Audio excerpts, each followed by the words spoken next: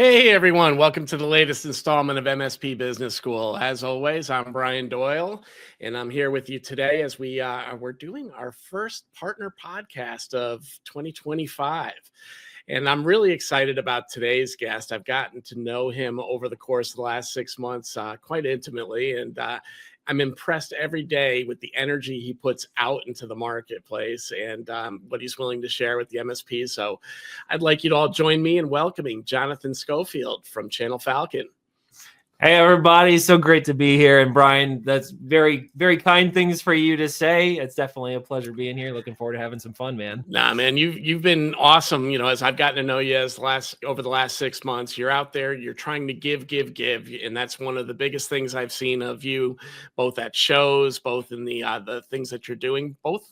And then I look at what you're doing regionally too. And we'll probably get more into that with the meetup that you sponsor right around your location of Greenville, South Carolina. So, you know, every time I turn around, I see a post from Jonathan. So it's a good thing to see, man. He's building that brand. He's making sure everybody knows he's out there. So kudos to you, man. Oh, thanks. We're trying. We're figuring it out.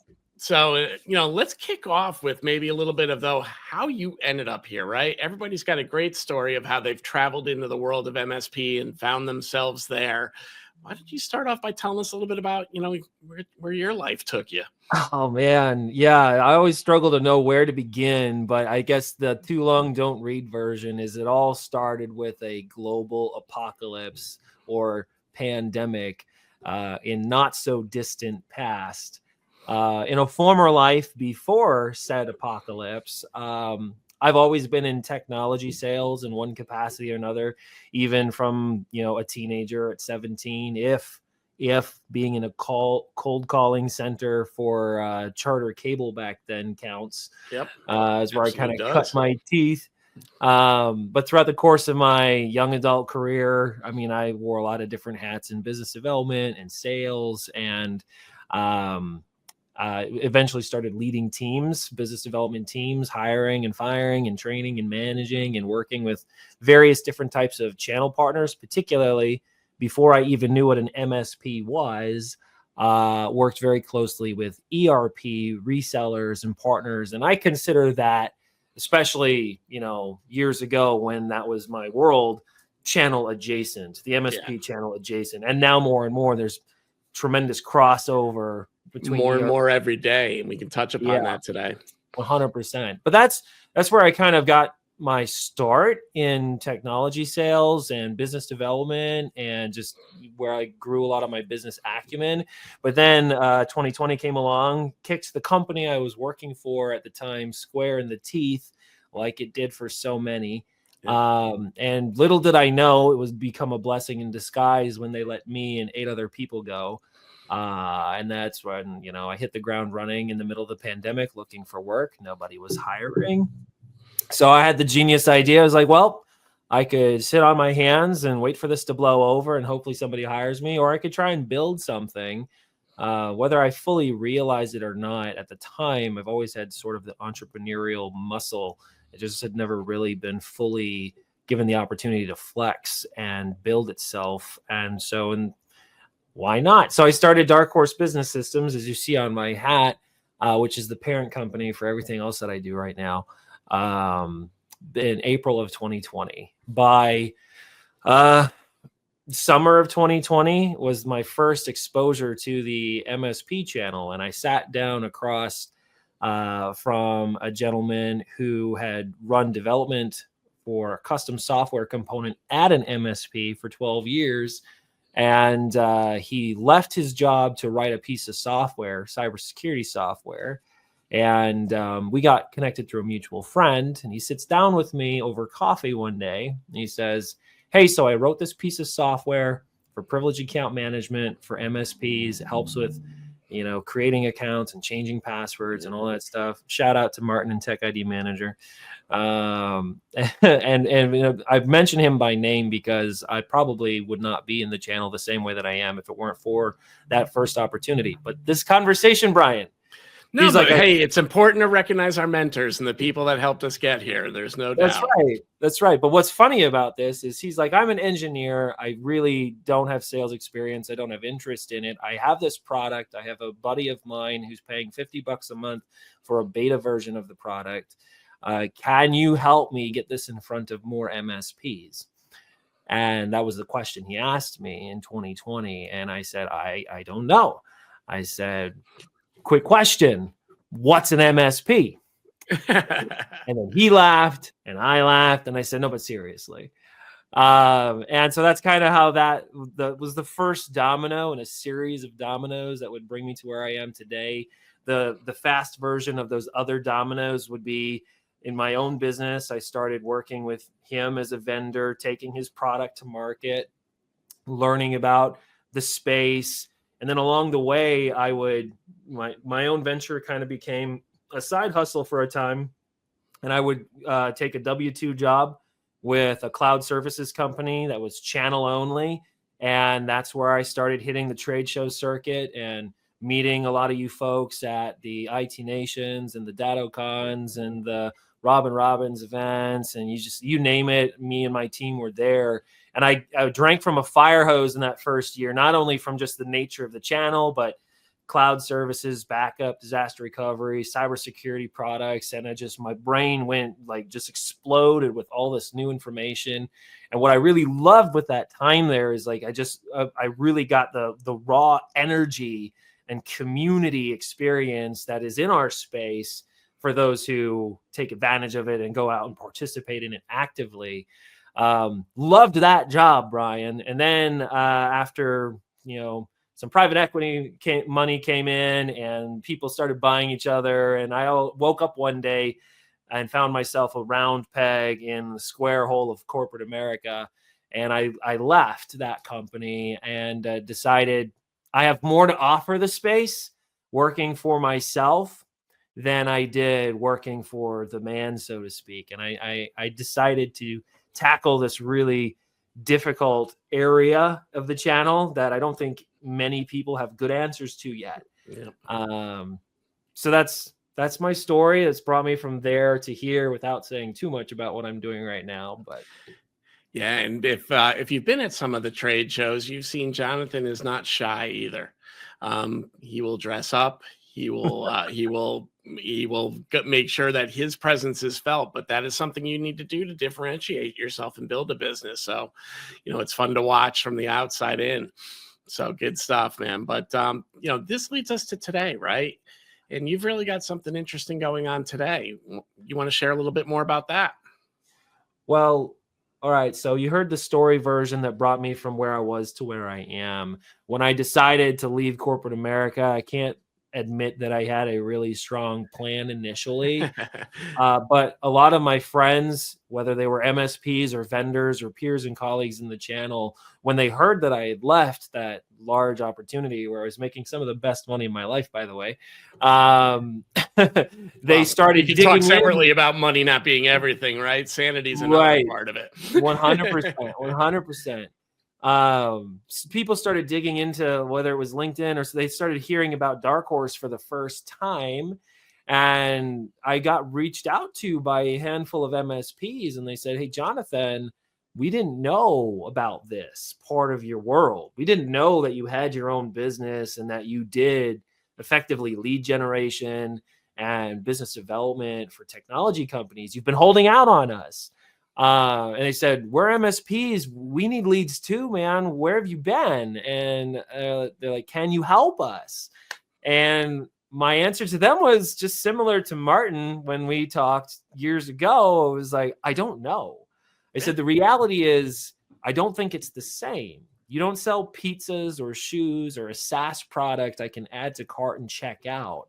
I don't believe that taking the enterprise playbook and the private equity backed SaaS playbook and applying it to the service provider model is going to be effective. But then I got this feedback. Well, Jonathan, no, we believe in you. So would you at least give it a go? So I almost reluctantly, Brian, took on 3 MSP clients around that time where we decided to run this experiment, and we're going to take those playbooks and see how far down the field it would take us. The model back then was very, very different. In its early stages, it was basically outsourced appointment setting. And Jonathan, who has done a lot of hiring and firing and training and managing at this point in his career, would hire, train, and manage a BDR for your MSP. And I'd help you build the data sets of targets and the messaging and all of that stuff. And then we would go and we would cold call and we would try and book appointments for MSPs. And I'm here to tell you, I'm not here to tell you that it didn't work, but I am here to tell you, and those of you who are watching or listening to this later and have tried outsourcing before, maybe are outsourcing today, will probably not be surprised to hear what our experience was. Yes, we would book appointments, we would find leads, but in terms of their quality and their readiness to buy, it was really all over the map, and it was never enough volume. So after around 5 months, I started feeling a real sense of dissatisfaction with the value we were providing our partners. And I would put my head down at the pillow at the end of the month, and it was like I knew that ACH with the next $6,000 from one of my partners was going to hit. And I felt a certain kind of way.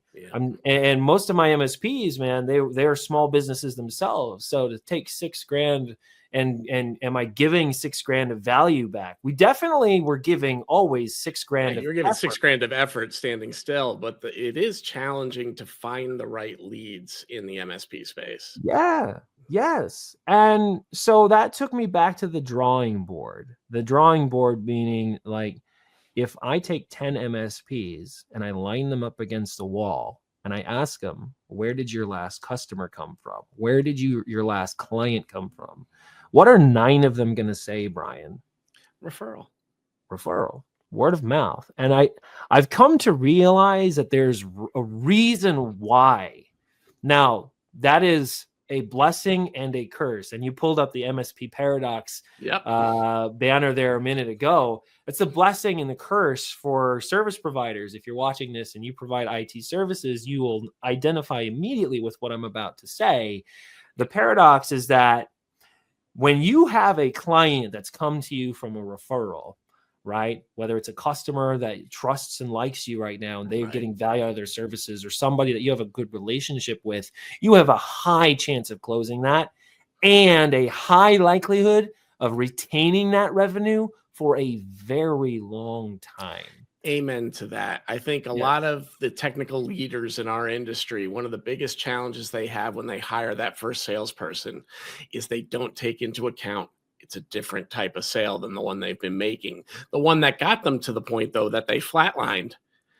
Can't get to the next level and realize they need it because they've exhausted the Rolodex, if you will. And while they still get leads from the referrals of the people they're getting, it trickles in a little bit differently than it did the first 3 years or 5 years of their existence.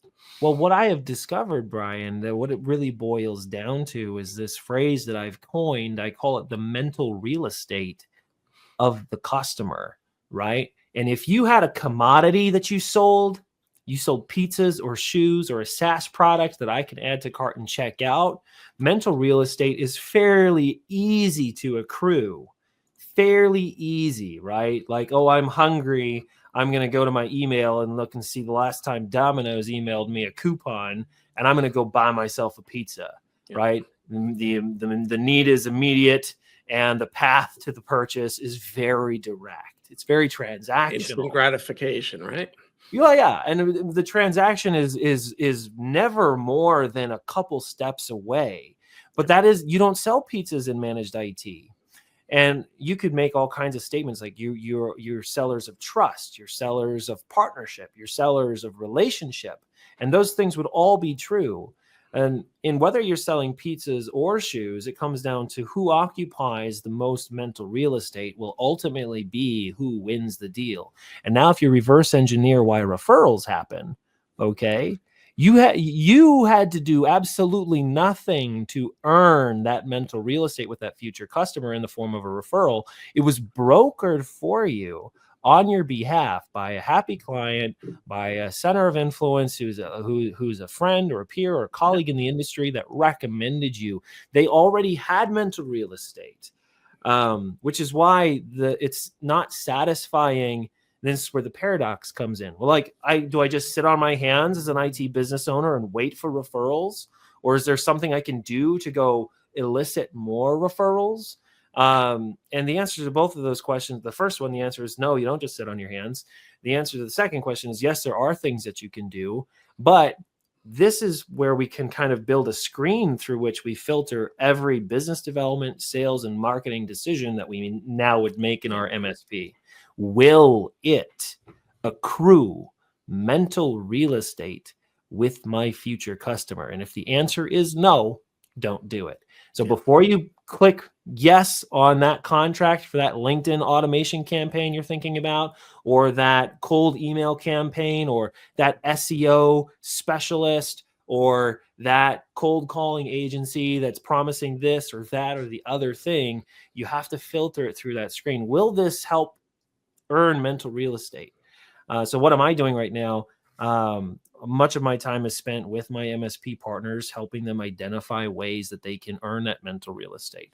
The bigger vision for what Channel Falcon is trying to do is a lot more nuanced, and I'm happy to go into that. But well, we'll definitely tie on that. I really, I want to echo kind of what you were saying there about the mental real estate. That referral sale comes with already that built-in trust, and thus it accelerates the whole process, not just, the things that you talked about, but even the sales process becomes much tighter, much quicker because of that. And I think, as leaders bring on their salespeople and really look at that cold calling sales process, that not as network sales process, you've got to have a little forgiveness gene in there as well. And, and give it some time to build, because that kind of trust doesn't get built overnight. You've heard the 9 touches of marketing and all that other great stuff that lives out there. And you kind of were dancing around that a bit too, where it's just if it can't make a good mental imprint, why do it? And but it takes time to build mental imprints. I talked about your social media. That didn't happen overnight, right? I met you for the first time at IT Nation Secure. You weren't part of my sphere at that point, right? Last June. And, now I can't get you out of my LinkedIn stream. So sorry, but not sorry. No, the point is, but it's because I mean, as I got to know you, as you started taking that mental real estate on my side, I was curious of what you're doing. I wanted to see more. I wanted to see what you're up to, and you're making those imprints that obviously make a difference. Well, the theory over here at Channel Falcon is that it all comes back to that idea of mental real estate. And what we're trying to build, I call it an economy of trust. And just to not beat about the bush for people, what we're trying to build, and it is 100% in an alpha state. Hopefully beta will be coming out even as early as this quarter. But if Tinder and LinkedIn had a baby for SMBs looking for MSPs, that's what we're trying to build.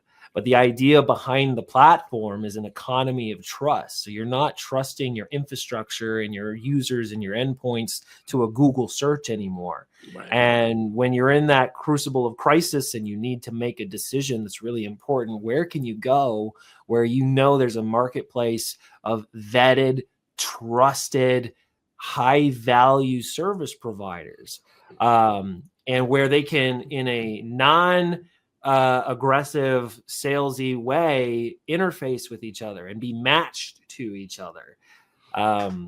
So that idea of trust, I think, is so key. And what you said earlier about the multitude of touches required, the human brain's amazing, right? And its capacity to build and retain associations, right? If I take the practice manager for a law firm, and let's say I take 10 of them and I line them up against a wall, and I say, I want you to say the first word that comes to your mind when I say the cloud, okay? Right? These are not necessarily IT people, right? They're going to say all kinds of things. Some of them might say servers. Some of them might say Microsoft. Some of them might say AWS. Some of them might say the internet, and I just displayed to you some things in my drop-down menu of associated concepts, right? And just like a computer, right? When the input is there, there's that drop down menu of associations. And here's the sobering reality for MSPs. Your future customer, when they wake up in the morning in the face of a cyber incident, or they've got downtime, or their current provider has dropped the ball in some way, somehow, or they had to let their CTO go, or whatever it is, whatever the incident that's got them searching, and now the drop down menu of associated concepts populates in their brain, you are not on that list. And so the goal of sales and marketing, business development, any of those things in the channel, you might think the goal is to be number one on the list. Number one is just to get on the list. Right now, you'd be doing well just to be in that drop-down menu of associated concepts. Jonathan, I used to tell my marketing team back when I was an MSP, our goal is to try to help our sales team get on cold calls and have the person on the other end of the phone go, yeah, I think I heard of you guys. Not even yes, not even anything, but yeah, I think I've heard of you guys. That means they've felt at least some of our imprints somewhere, and somehow they've made some relationship in that drop-down list in their mind. Right. That, oh, yeah, I know. I at least kind of know these guys. I don't know much about them, but for some reason I've heard of them, right? And it's that little subtle thing that opens up that door that oftentimes can be being held back on you when you're making that cold call or that first introduction and those kind of things. So, I love the approach you're taking, that mental real estate, only do the things that do that so you can occupy that brain. So then ultimately you can hopefully smash down that door is a great avenue of path. Do discussion. You know, this is a shameless setup for myself, but do you know what the most direct path to earning mental real estate with your future customer is? I'm going to let you cue that one up and tell me. Okay. Well, here it is. So, for MSPs watching, authentic, physical, human connection. I'll say it again. Authentic, physical, human connection. Okay. Now, what do I mean by this? Break it down. If I was in the same room as you, you made a comment earlier about how sometimes I'll go to shows and I'll like make an idiot of myself, dress up and things like that. There's a method to the madness, 100%. What I am trying to do when I do those types of things, why do I even go to shows to begin with, is physical proximity, right? Number one, physical proximity. If I can be in the same room as you and I can shake your hand, buy you a drink, you can smell my breath, you can sense my posture and my energy, proximus to yourself, I am going to earn in spades mental real estate that a cold email never will. Yeah. That a digital ad on TikTok or on Reddit or LinkedIn never will. Now, can those other tactics help facilitate authentic physical human connection? I would argue that they do have a place and they can. But the physical component is really, really important. The physical proximity. So I, right, wrong, or indifferent, and I'm still a student of this myself, in our own marketing efforts, in our own business development efforts, I always filter those decisions of whether we're going to do this thing or that thing is how is this going to facilitate authentic physical human connection? And if it's not, it needs to be setting up the next step where it will be authentic physical human connection. And this is where I think a lot of MSPs bail too soon. They're like, well, we hired a cold caller and they made 100 calls a day for 2 months and we didn't get anything out of it. And they're like, oh, we did digital marketing. We spent $500 a month in Google AdWords for 6 months and didn't see anything.